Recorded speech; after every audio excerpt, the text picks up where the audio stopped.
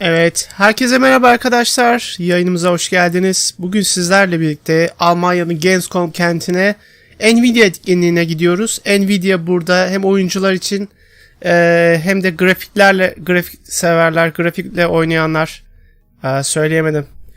Yani grafik sanatçıları, işte animasyon yapanlar falan, bunlar için özel bir ekran kartı, yeni bir ekran kartı duyuruyor. Tabii ki bunu takip edenler bileceklerdir. 1080 Ti'den sonra yeni bir kart bekleniyordu. Bu da 2080 olarak duyurulmuştu. Şimdi bunlarla ilgili detaylar ve getireceği, oyun severler için özellikle getireceği yeni teknolojilerden bahsedecekler. Bundan bahsedeceklerini söylüyorlar. Yeni teknolojiler nelermiş, oyunlara ne gibi katkıları olacak, bakalım hep birlikte göreceğiz. Ben de elimden geldiğince tercüme etmeye çalışacağım. YouTube üzerinden bunu yayınlayacağım ve altyazılar şu anda İngilizce olarak başlayacak birazdan ve oradan takip edebilirsiniz eğer İngilizce biliyorsanız. Birazdan başlamak üzere. Evet, başlıyor. 1963.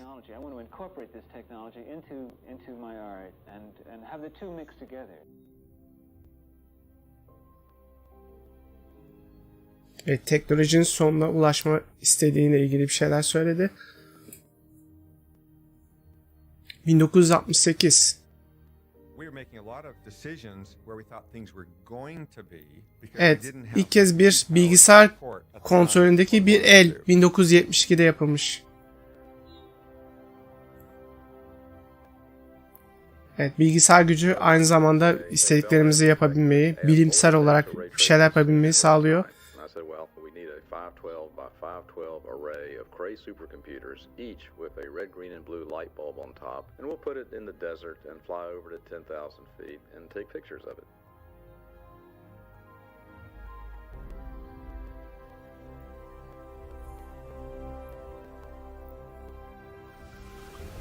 ...1982'deki Star Trek 2 filminde de kullanılmış bu teknolojiler.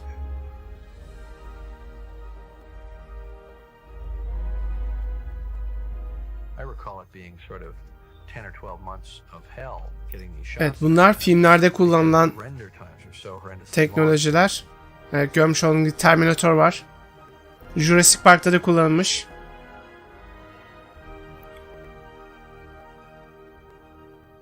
...93 yılı. Ve oyunlar, evet. 95'te Virtua Fighter. Tomb Raider 96 yılında. Ve Quake, hayatımızı çalan Quake. O Riva TNT efsanesi 98 yılında, hatırlayanlar vardır. İlk ekran kartım ve Half-Life dönemleri. Evet, Geforce teknolojisi bir yansıma.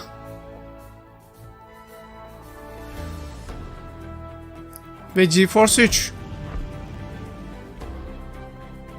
FX 5000 serisi. Onlar da efsanedir.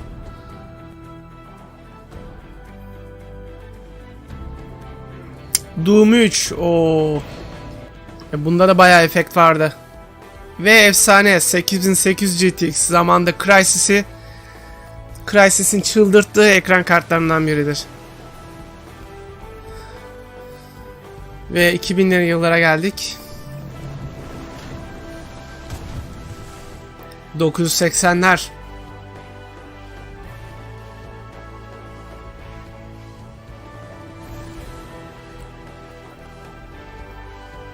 Ve Battlefield 5 2018. Evet, Assetto Corsa ve yeni çıkacak Tomb Raider oyunlarında kullanılacak teknolojilerden bahsediyoruz.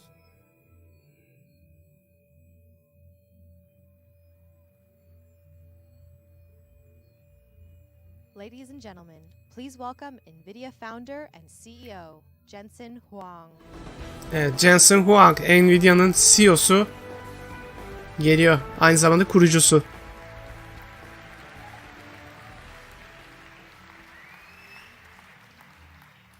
Guten Tag, Gamescom. Almanca söyledi. Welcome. Herkese iyi akşamlar, hoş geldiniz. İlk olarak güzel işte beyler. It's barely under control. Okay? Şu anda bu odada Welcome to müthiş bir the güç var. launch Kontrolümüz dışında of the olacak. Geforce GTX Evet, bugün 1180. yeni Geforce GTX 1180'e merhaba diyeceğiz. Yani 2080.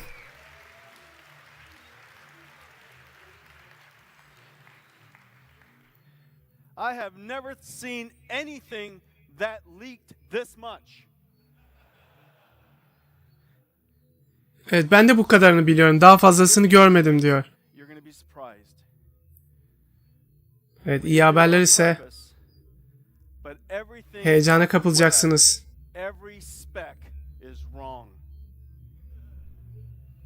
You're going to be surprised. İnternette gördüğünüz her bir spesifikasyon, her bir şey yanlış. Sizi müthiş bir show bekliyor. Evet, az önce Nvidia'nın tarihi anına tanıklık ettik. If you look at this, what we consider the holy grail of computer graphics, you see some effects that today are simply impossible to create. First of all, light is coming in from the window. It's bouncing all over this room. The vast majority of this room is being illuminated indirectly. Whenever light touches a material, strikes a Evet, material, ışığın her bir materyale and simulated physically. dokunuşunu simüle etmek, metal olması vesaire yüzeylerde. Roughness can come from microsurface structures that bounces light, absorbs light, diffuses light in a very different way. Maybe it's orientation dependent, maybe it's not. Some of it is glossy, some of it is matte, and as a result, this entire room looks alive. As light is bouncing around this entire room, it doesn't strike every surface the same way. Some of it is occluded from light. We call it ambient occlusion.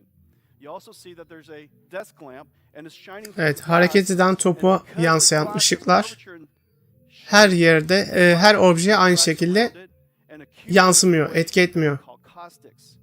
The little bright reflection on the table is particularly attractive. Evet, masanın üzerindeki o parlak yansımalar gerçekten etkileyici. All different directions. It's called umbra and penumbra. Umbra is where Evet, Fazma'nın heykelinin gölgesi farklı açılardan geliyor. penumbra is where it's partially occluded, and so you see the sense of soft shadows. She's reflected in the mirror, even the parts that you don't see.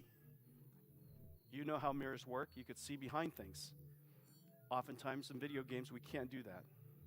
Ve aynı zamanda bunu video oyunlarda da yapabiliyoruz. Behind that painting, ambient occlusion, or as light travels through those gummy bears, bounces around inside the gelatin, and then reflects and refracts it back out, called subsurface scattering.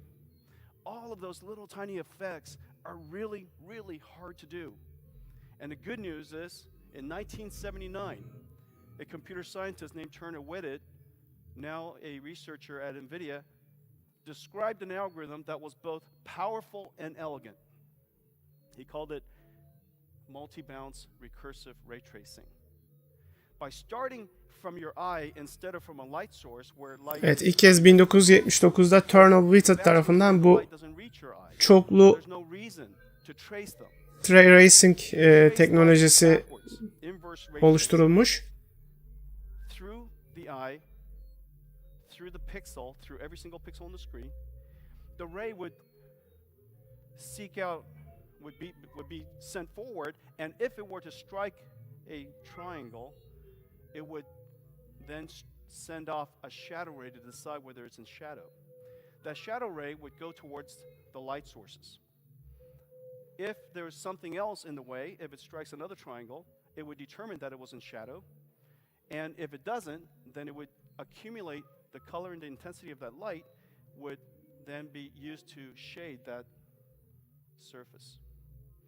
If that beam of light, if that ray going through another pixel were to strike a reflective surface, it would generate shadow rays to see if it's in shadow, and it would also generate a reflected wave, a reflected ray, a reflection ray. That reflection ray would be basically the same incident angle relative to the normal of that surface where it struck. And then it would go off and decide whether it strikes another triangle. And if it were to strike another triangle, it would create shadow rays. It would determine whether that particular surface was in shadow or reflection rays and such. And if it was to hit into a surface that is translucent, then it would generate refraction rays based upon Snell's law. And that this basic algorithm, would recursively run. And eventually, he would generate this beautiful image. In 1979, he generated this image. And it took 1.5 hours on a $1 million VAX computer. Basically, he was generating 60 pixels per second. Instead of 60 frames per second, he was generating 60. Evet, saniyede 60 piksel üreten bir bilgisayar ve kaç milyon dolara mal olmuş o zamanlarda. From that time, for us to be able to realize this incredibly beautiful picture that I just showed you a second ago. Well, if you look at our technology curve, has been nothing short of extraordinary. And ladies and gentlemen, you have Evet, ekran kartlarının evrimini izliyoruz. demand of video games and the scale and the size and the vastness of this entire industry, it has propelled one of the most fast advancing technology in the history of computer science. Evet, bilgisayar tarihindeki en hızlı gelişen teknoloji, en gelişmiş teknoloji serisi oldu ekran kartları açısından. And yet during this entire time since our beginning, we have been moving at 10 times Moore's law. If you go back to when Moore's law was following historical levels of increasing performance 10 times every 5 years, 10 times every 5 years, or 100 times every 10 years. Our GPU technology was Evet, her 5 yılda 10 kez 10 kat daha büyük bir atılım gerçekleştirdik. 1,000 times every 10 years. And so the question is, and by the way, these are some of my favorite GPUs. Look at Geforce 256. Şu Geforce 2 serisine bakın. 256. Kimler buna sahipti? Evet, birkaç kişiye kaldırdı. Look how cute Geforce 256 is. At the time, so you know, at the time, it was the single largest chip ever built. It was bigger than a CPU. And people were shocked that we built something that big. And they were even more shocked that we could sell something that big. But anyways, Geforce 256. Geforce 3 was the world's first programmable shader. Geforce GTX 8800 was the first CUDA GPU. The most important GPU we had built up to that time. And then, of course, the most powerful GPU in the world today, the GTX 1080. Yani şu anda yaptığımız en güçlü ekran kartı 1080. Aynı zamanda bende de var. Billions of rays we have to send into that room, even though we're not simulating most of the rays, only the ones that are coming into our eyes. We're sending in billions of rays into that room.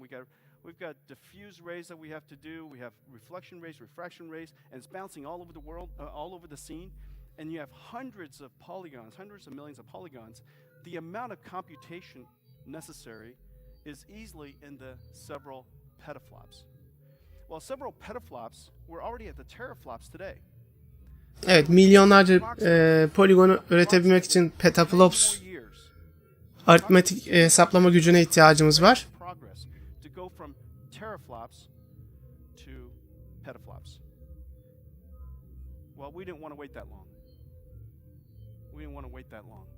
Evet, teraflops'tan petaflops'a geçiş 10 yıl sürmüş, öyle bir şey dedi.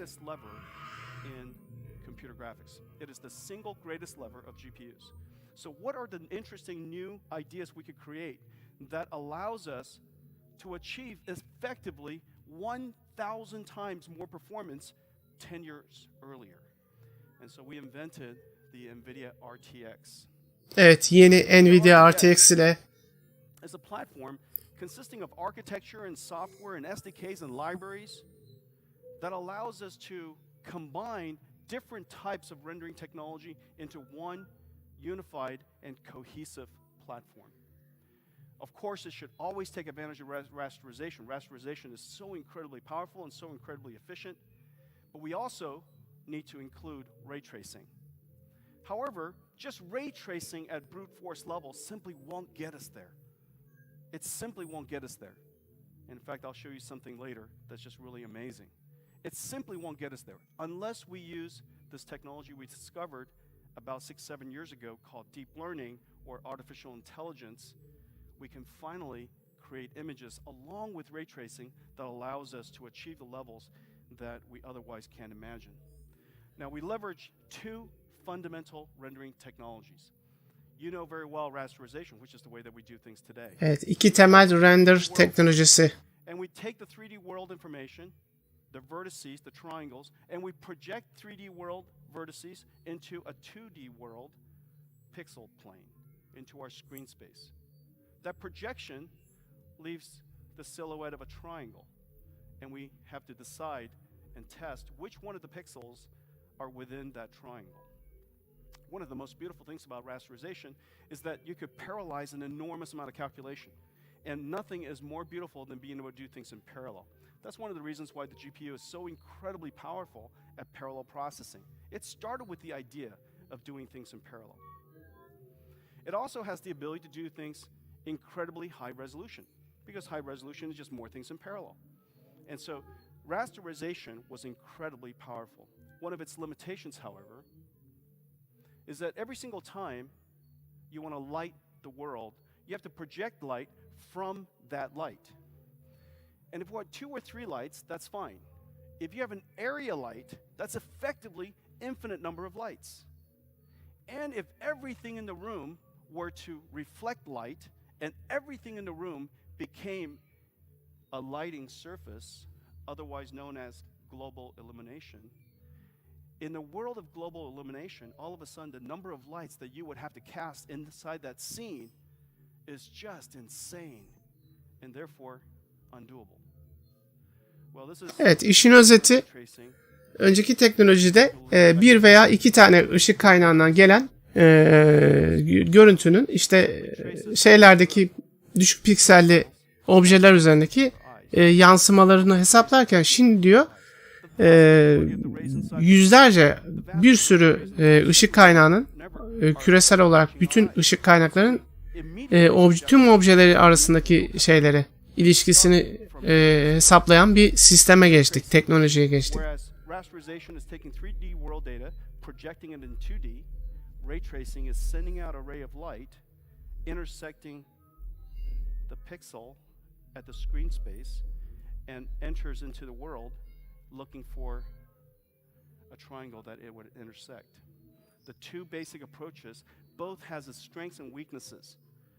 In the case of ray tracing, in order to ray trace this entire room, the number of rays, the trillions of rays, the hundreds of millions of polygons, the amount of testing that you have to do just to figure out which ray intersected which polygon is just extraordinary. You simply can't do it. Well, we put this platform together, and we worked with Microsoft to create the DirectX ray tracing, otherwise known as DXR, the Microsoft DXR. And then we worked with Evet, Microsoft'la DirectX Ray teknolojisiyle ilgili bir şeyleri var, çalışmaları var. Ve aynı zamanda Unreal Engine'le bir entegresi mevcut.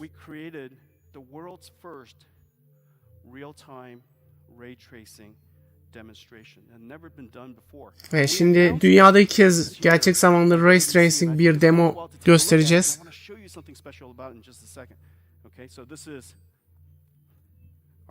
Size çok özel bir şey göstermek istiyorum.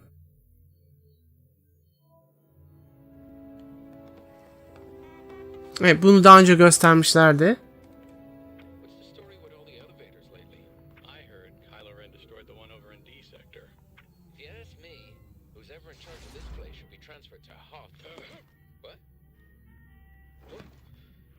Kaskların üzerindeki yansımalara bakın. Çevredeki ışıkları, detayları yansıtıyor. Bakın asansöre inerken yansıyan ışıklar. Özellikle metal kostümün üzerindeki.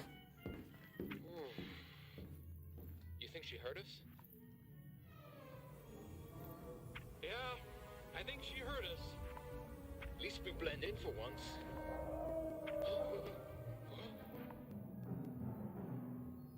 Incredible, right? Absolutely. İnanılmaz değil mi? Gerçekten inanılmaz. And so what you saw was physically based materials. It was sitting in an elevator shaft where there were area lights. Fiziksel temelli materyaller ile ilgili ne gördünüz? And therefore, as the area lights would Evet, alan ışıklarıyla ilgili bu asansörün hareket etmesiyle oluşan yansımalar, gölgeler. Incredibly difficult to render shadows. And notice the inner reflection. There's reflection of Evet, bu phasma. gölgeleri renderlamak oldukça zordur. On her gun. And there's reflection of her gun on her chest. And if you look at the stormtroopers, the illumination and reflections are all completely in real time. Doing this is simply impractical today. The way that you would do it, of course, is that you would fake a whole bunch of lights. That would slow down performance. It still won't look right, and all the shadows will look bandy. Second, you would create all kinds of what is called reflection probes made out of cube maps. But unfortunately, they're all moving. So every single scene, you're going to have to create a whole bunch more reflection probes, a whole bunch more cube maps, basically starting from the point where you would like to have to see reflection and rendering out from that point every single direction, turning into a cube reflection map. Those tricks simply are not practical with a scene of this level of fidelity.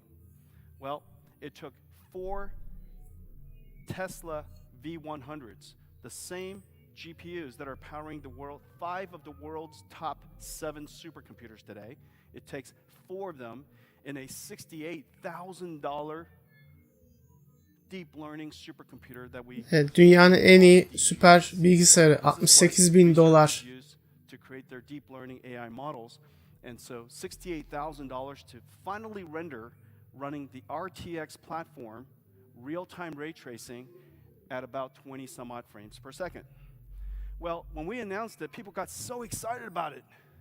They said, how do we buy that DGX? We could use it as a game console. Evet, şimdi bizi ilgilendiren kısma geliyoruz. Requests just kept coming in. How do we turn DGX into a game console? The price point is slightly out of reach for most gamers. And so today, I would like to make my first announcement. Evet, şu anda ilk anons duyurumuzu yapacağız. DGX. Hemen arayın, $60.000.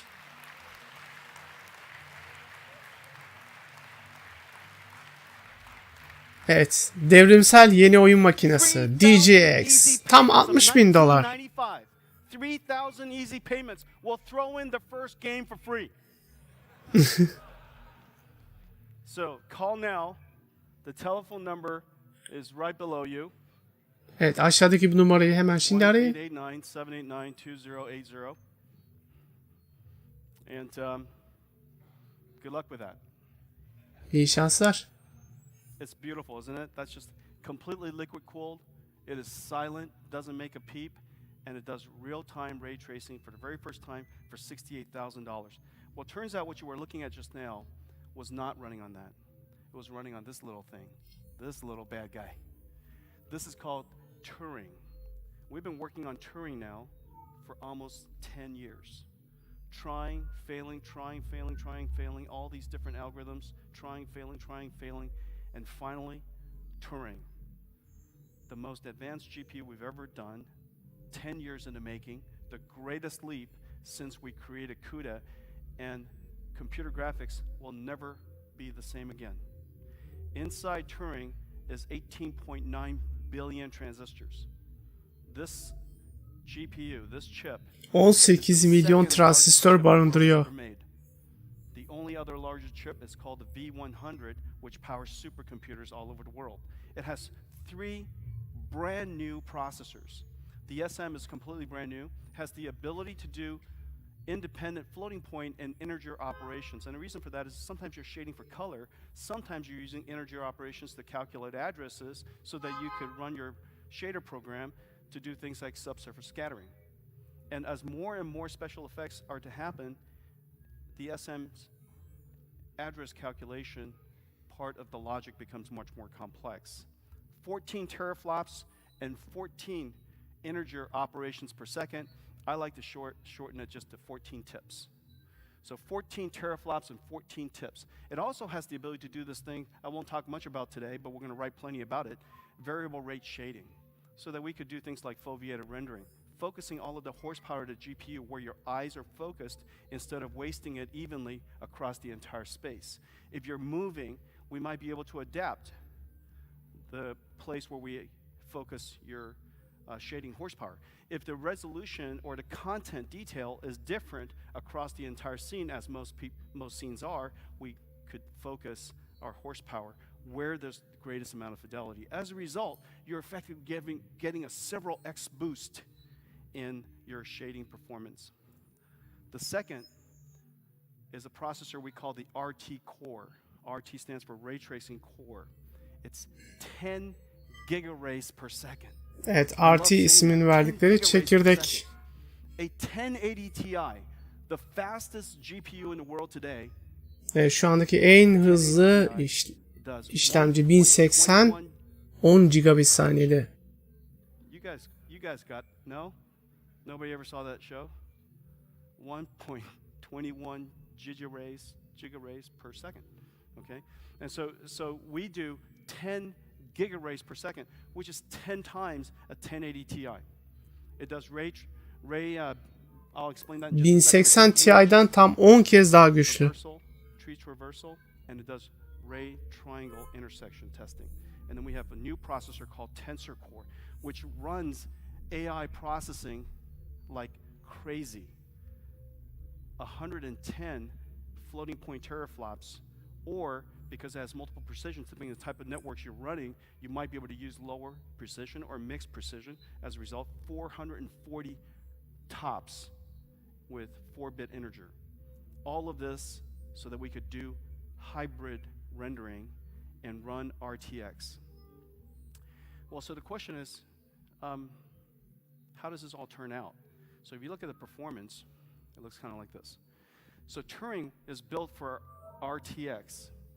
And if we ran, the first thing I showed you was originally ran a GDC was DGX with 4 volts, 55 milliseconds, about 20 frames per second.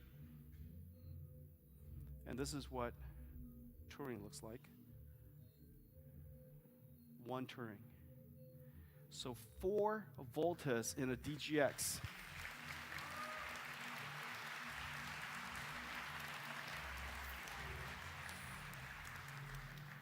This has never happened before. Bu daha önce hiç yaşanmamıştı. Doing computer graphics, essentially a supercomputer replaced by 1 GPU within 1 generation. Evet, tek bir ekran kartıyla süper bir bilgisayarın yaptığı işleri yapmak gerçekten. This is what Pascal looks like. Peki Pascal'a bakalım. Pascal nasılmış? Tam 308 milisaniyede tamamlıyormuş. 308 milliseconds versus 45. Basically about 8x. So the question is, what's happening under the hood? This is a new computing model, and so there's a new way to think about performance. It's a new computing model, so there needs to be new metrics. Back in the good old days, the vast majority of computation was done in shading. We're basically shading the color, or we're running a program in the shader, and basically we're shading. But in the future, we're going to be doing lighting, we're going to be doing all kinds of image processing, and so the pipeline is completely different. And if a pipeline is different, the platform software's got to be different, the architecture of the GPU has to be different, and you have to measure it differently. We have a new way of measuring, and let me talk to you about how we're going to do that. So if you look at this frame, this is abstracted, of course. Evet, yeni performans standartları geliyor. Basically, within the frame that I was showing you earlier, we're doing ray tracing pretty much all the time. Okay, we're shooting rays all over the place. We're looking for intersections of triangles and figuring out which one of them has to generate shadow rays and which one of them have to generate reflection rays and which one of them has to generate refraction rays. And for the reflective rays, it's got to figure out how many more shadow rays it's got to generate. And so all those rays are being bouncing all over the place, and eventually we accumulate the color, the intensity, whether it's directly or from something nearby, and we shade that surface. And so we're ray tracing all the time. And that's with our RT core. That's the amount of time, the fraction of time within 22 milliseconds that an RT core is doing it. Imagine if we didn't have the RT core, multiply that by 10. If we didn't have an RT core, that green bar just simply in terms of time is just 10 times larger. So basically, all the way down the street. Shading is shading. We're doing shading incredibly well. One of the things that's really great about Turing shader is that we can now overlap or run independently floating point integer, and as a result, it's, call it 1.5 times more performant than it used to be. And then that's the integer shading there. And then for DNN processing, when everything is done, we could use it to generate pixels that we haven't finished, to generate using artificial intelligence the pixel that we haven't finished, or use artificial intelligence to generate resolution that we otherwise couldn't have. Okay? It is possible to filter information, but it's very, very difficult to generate new information that looks right. And so with artificial intelligence, we can now, for the very first time, generate missing pixels that are actually right. And we could do it in real time because we have the tensor core. And so if this is what's going on in the frame, then Evet, gerçek zamanlı olarak kayıp pikselleri oluşturuyor. First part of that processing, the shader and the RT core, the Turing SM and the RT core are both concurrently running. Later on, we're shading and running other parts of the program, the shader program. And so those two parts are running, the FP and the integer. And then finally, when everything is done, we're going to use artificial intelligence. All of our 110 teraflops, 110 teraflops, think of that, is basically 10 1080 Ti's. Oha, 110 teraflop tam 10 tane 1080'e eşdeğer diyor. Which is artificial intelligence. And so if you just simply do the math, you have about 14 teraflops of shader math. You have 110 teraflops effectively of ray tracing. 14 plus 14 independent teraflops and tips. And then lastly, 110 FP16 tensor core processing floating point operations per second. When you take that and do the weighted average on it, it's basically 78 tera RTX ops per second. And so the way to think about performance in the future is to figure out a way to weight all of these different types of processors. And so the way we think about Turing is 78 tera RTX ops. Okay? Compare that to a Titan X, our highest end of approximately 12. 78 versus 12. When you're running ray tracing, that's what it's going to look like, 78 versus 12.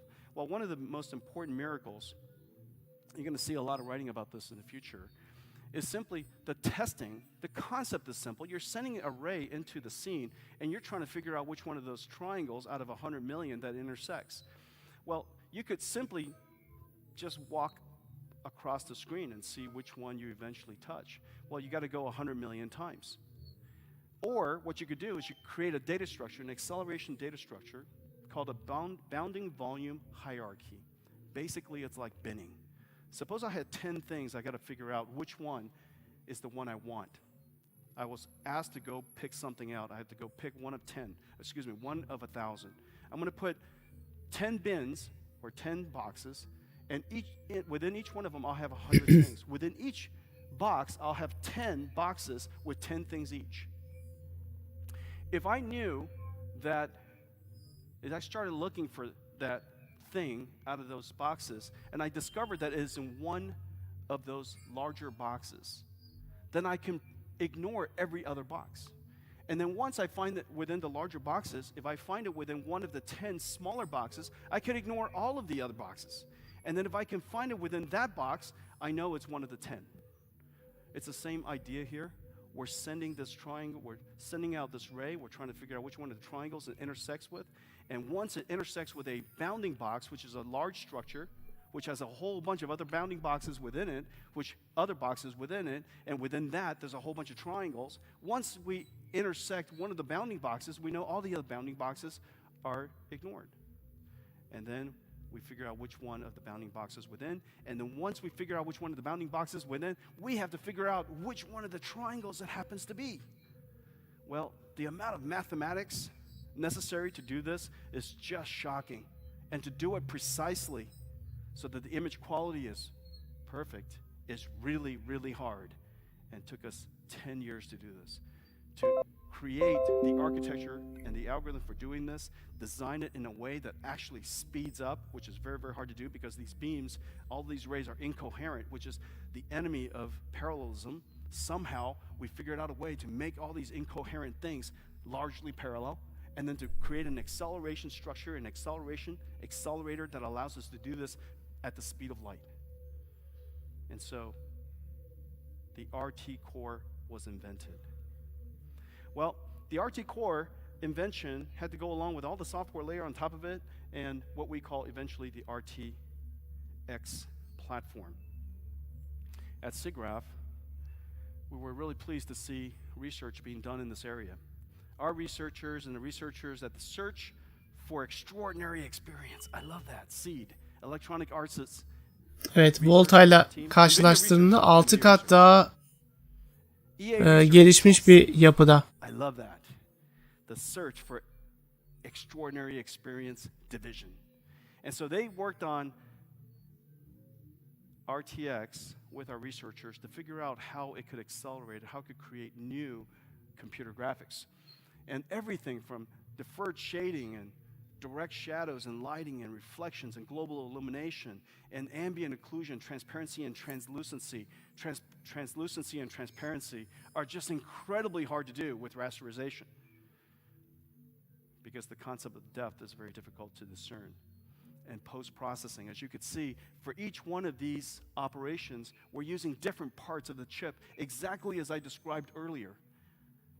The effective ops, the effective computational capability, 6 times Volta.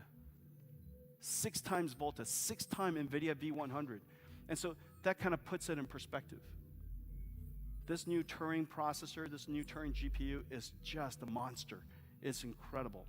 Let's take a look at some of this stuff. And so this is what it looks like. This is computer graphics today. Physically based material, direct lighting. You could see the shadows. Evet, şu anda RTX kapalıyken Try to trick it by blurring it a little bit, but it's still going to be basically that. And this is what RTX looks like. nasıl gözüküyor? Bakalım. Okay, so Şu anda açık, evet. Mesela ortadaki küre daha saydam. Yandaki demir materyal mesela şeyleri daha fazla yansıtıyor, ışıkları. hey, you got to clap at the old stuff too because, you know, it resembles us. So, here we go. We'll give you a chance. Guys, Evet, RTX kapalıyken de böyle bu halde. this is where we came from. You got to be proud of it. You got to own Evet, it. bu geldiğimiz nokta, gurur You duymalısınız. got to own it.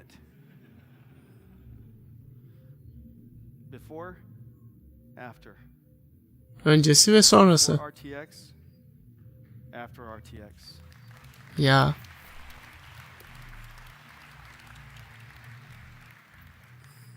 Oh no, this is just the beginning. I'm just Bu warming sadece you bir guys up. başlangıç. Just gave you an olive for the appetizer. Okay, can we show them some stuff? Nacho, is it you and me? Yes. Okay, so this is Nacho. He's one of our dev techs, incredible computer scientist, amazing computer graphics engineer. This is what he was able to do with RTX off. RTX off. Now, of course, this scene is incredibly hard, and the reason for that Şu anda kapalı. you can't use tricks like screen space reflection here. You could put some reflection probes, but it's just incredibly hard here because things are being reflected all over the place. There's refraction. You see that graphics card back there? That's a beautiful graphics card, and announced it a week ago. That's called the Quadro RTX. And you got this crystal ball here where it should reflect and refract. There's a little green ball on the ground there, and then there's that chrome ball in the back, and this empty, I don't know why, but empty glass box. And it's got area light coming in, which is really hard to do. Okay? And so in this particular case, Ignacio is doing his best to emulate the area lights, but the shadows are ugly. This is the limits of today's computer graphics. Now, we could fake a lot of stuff. We could fake a lot of stuff by arting it up and cause you to not look at it. But in the final analysis, this is what the limits of today's computer graphics is. Now, Ignacio, let's turn RTX on. Oo. Bayağı fark var.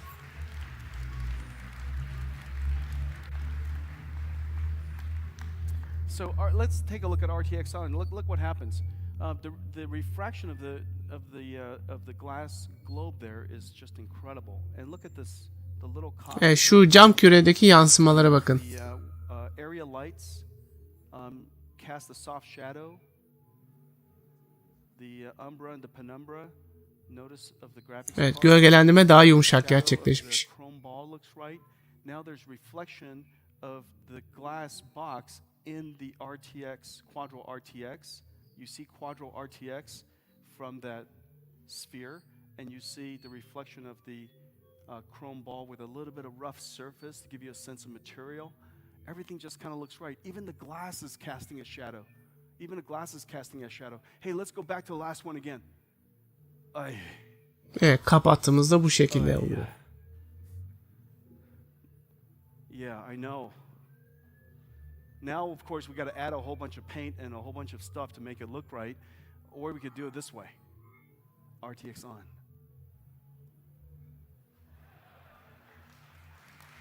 Bayağı bir övdü kartı ama bakalım oyunlardaki şeyi nasıl olacak, etkisi. And there was a gasp in the audience. But this could possibly be a photograph, right? Nacho, show me what you got. Oh, come on. Okay. Evet, bu yansımayı şu anda gerçek zamanlı olarak yapıyor. Turn on a spotlight on top of that. Şimdi ışığa doğru götür bakalım. Oo. Işığı da yansıtıyor. Reflects and refracts and magnifies just like it's supposed to. And you just have to turn it on.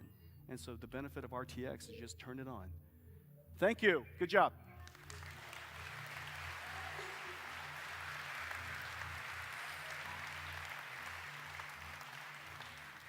And so now I'm going to show you something. We're going to turn it all together. We're going to put it all in. We're going to put it all together.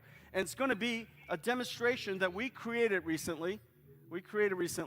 To highlight the power of Nvidia RTX, this mixed mode rendering, unifying rasterization, ray tracing, compute, and artificial intelligence. And what you're about to see is completely in real time. Everything you're about to see is Evet, yapay zekayı da gerçek zamanlı olarak hesaplayabiliyor. But it's completely in real time. You're going to see beautiful reflections. You're going to see inter-reflections, reflections of reflections, and it's all going to be dynamic. You're going to see beautiful lighting. You're going to see area lights. You're going to see beautiful ambient occlusion. You're going to see beautiful physically modeled materials. So things that look like metal looks like metal.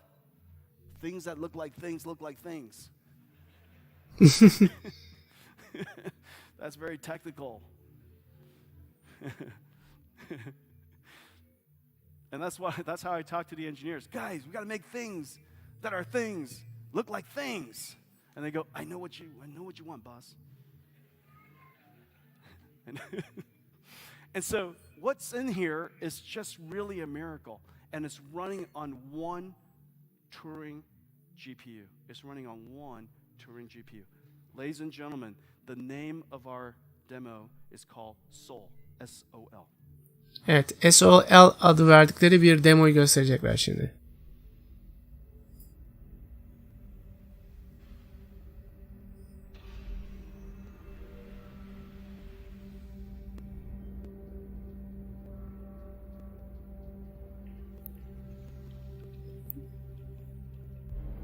Evet, bunu dün izlemiştim YouTube'da.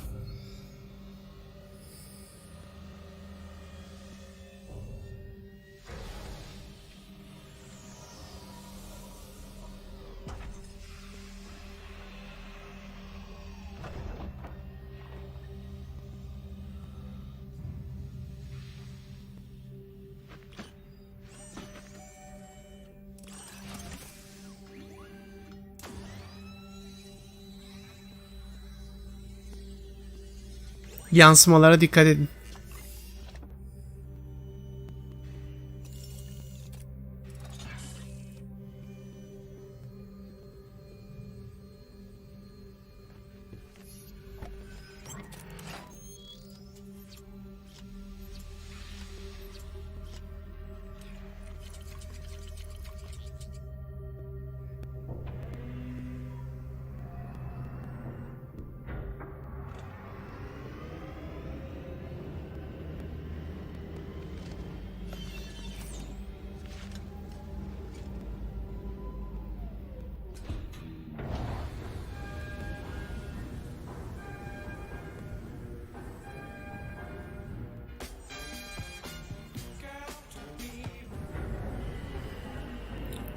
Robot kollar trollüyor.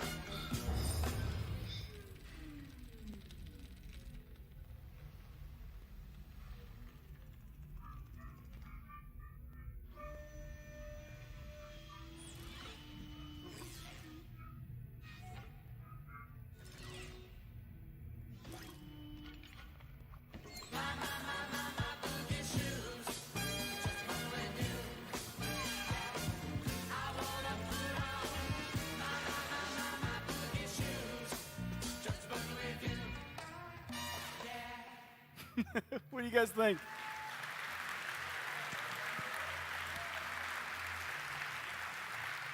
The Nvidia RTX running on top of a Turing GPU. Hybrid rendering, real-time ray tracing for the very first time. That's the first part. Bu sadece ilk Deep kısmı. learning is the single most powerful computer technology that has come on. O derin öğrenme yetileri var.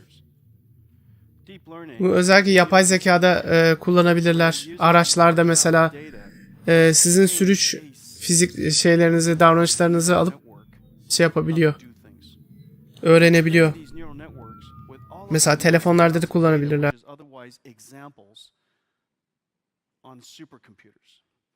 And this is the reason why voice recognition, natural language understanding, photo tagging, image recognition, all of these amazing feats of software are now finally possible. It is the reason why self-driving cars is even within reason to fathom. Deep learning is changing one industry after another. And people consider this the fourth industrial revolution. It is going to enable AI and computers to write software by itself, to basically run on a supercomputer, to write software by itself. At Nvidia, we're doing all kinds of research around deep learning. We have a gigantic supercomputer that all of our researchers use to develop software. Now, some of the things that I'm showing you some examples here. These are some of my favorites, but there's so many. For example, you could teach a neural network how to colorize by just showing this neural network examples of, this is a black and white, this is how you colorize it, this is black and white, this is how you colorize it. It eventually learn what the pattern is, and you can give it a black and white image, and it colorizes it. You could teach a network how to take a low resolution image and make it higher resolution. Because you and I could look at this image and say to ourselves, you know what, I bet I know what pixel each one of those pixels are.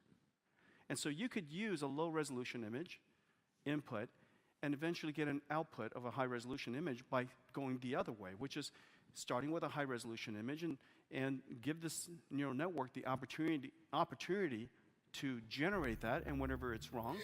Sol aşağıdaki kedi fotoğrafına bakarsanız oradaki düşük çözünürlüklü fotoğrafı süper yüksek çözünürlüklü fotoğraf olarak tekrardan işleyebiliyor.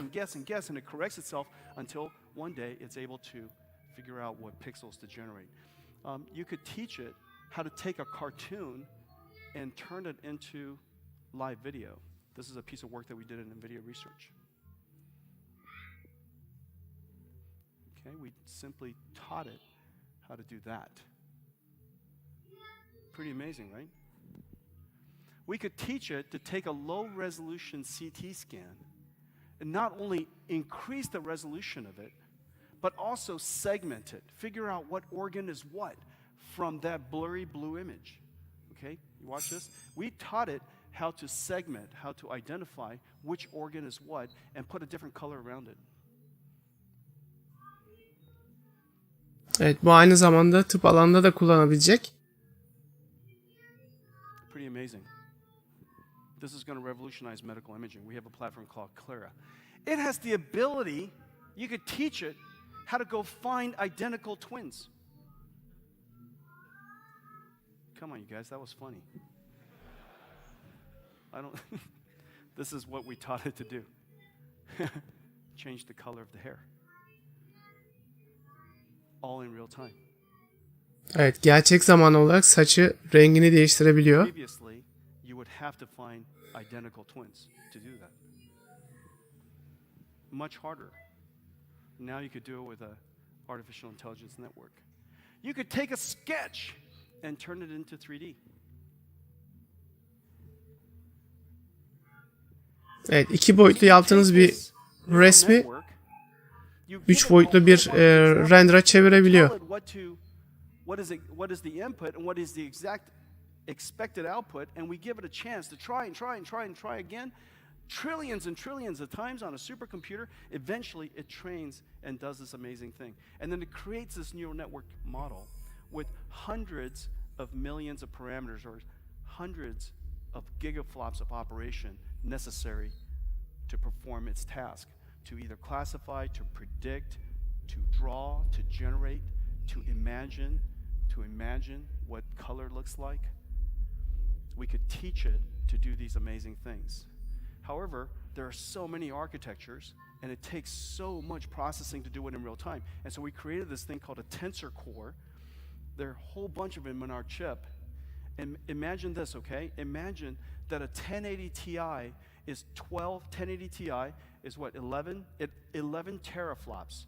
A full 1080 Ti, a full 1080 Ti at $699 is 11 teraflops. This is 110 teraflops. Basically, it would take 10 full 1080 Ti's to keep up with the tensor core processor that's all over the Turing GPU. Now, one of the things that we taught it to do is something really incredible. And so we taught the neural network this thing, and we're calling it the Nvidia DLSS, Deep Learning Super Sample. Basically works like this. We create a whole bunch of super high resolution images with lots and lots of samples. So we jitter it, and we create basically 64 amazing images, and we create hundreds of thousands of those. And then we give our network, we put an image in here, and we say, using this, it's called an autoencoder, convolutional autoencoder. It has to be temporally stable because we want to do this for live action. And so the network has to remember part of the past. And we're going to give it an image, and we're saying, go generate this amazing image on the output. Okay? So pretty soon we'll be able to give it a new image it's never seen. We train it, and every time we train it, if it guesses wrong, we tell it what's the right answer, we propagate it back. It takes another image, it guesses it again, if it turns out to be wrong, we propagate it back. And we sit there and we just simply loop on it on a supercomputer. We run it trillions of times. And then eventually you put in an image and it creates this beautiful image out. You take an image of lower resolution, say 1440p, and it creates this beautiful image that's 4K. Now, of course, the question is, where did the images come from? Where did that come from? Where did that magic come from? It came from partly a supercomputer. Essentially, what deep learning is doing is codifying the memories of a supercomputer and it puts it into this neural network, basically an image generation brain. And you put this image generation brain, this neural brain, into the mathematics of our GPU. All of a sudden, it knows when it sees this image, a better version of it is that. And it sees a new image, a better version of it is that. That mathematics came about, the weights of those neurons came about because of a supercomputer. And so in the future, every game would have had the benefit of supercomputer pre-processing before you play it. And we call that platform the Nvidia NGX. In the future, computer graphics will merge with neural net processing. We call it neural graphics. Evet, yeni bir yapay zeka öğrenme teknolojisi. Bu Shadow of Tomb Raider'da göreceğiz. Merhaba Kaan, hoş geldin. Şey çıkıyor, GTX 1080 ve Ti'den sonraki yeni jenerasyon kart. 2080. And the images that come out of these computer graphics, CGI, look even more amazing. Basically, it works like this. We have a supercomputing infrastructure. There's a whole bunch of software that runs on it. The first thing you do is you generate ground truth. Evet, grafikler CGI kalitesine yükselecekmiş. What is the perfect image? And then we have to train this model. It's a multi-dimensional manifold, and we're basically randomly walking around this manifold looking for the least error, looking for the time when you send in an image, the output is closest, your predicted output is closest to what ground truth is, okay? That your prediction is the closest to ground truth. And you're sitting here wandering around this gigantic universe, and it's incredibly, incredibly large. And so the computation time is very, very long. And that's why we build these supercomputers we call DGX. I showed you earlier version, the desk side version with 4 GPUs. These ones have 8. And then we test and optimize it. Then you put in a low resolution image or lower quality image, or the image is in fact not even complete. İster düşük çözünürlükte görüntüler olsun, ister daha kötü çözünürlükte olsun. Bunları süper çözünürlüğe yükseltebiliyor bu teknoloji. OTA to you. You download it into your driver, into this plug-in interface called NGX, and the neural networks are changing all the time. They're getting better and better, and we put it up in the cloud, and you could decide whether you want to enhance your images or not. Then you run that on Turing. NGX driver. This is all part of the RTX platform, and you run it on the chip. Well, the supercomputer looks like this. This is the machine that is generating all of those networks. And basically, before you even run it on Turing, before you even run your game on Turing, there are a bunch of supercomputers here's one. There's a bunch of supercomputers that's training these models. And the graphics card, here's one. The graphics card, you guys know what a graphics card looks like, right? Here's one, available retail, $68,000. $68.000 işte süper bilgisayar böyleydi. Okay.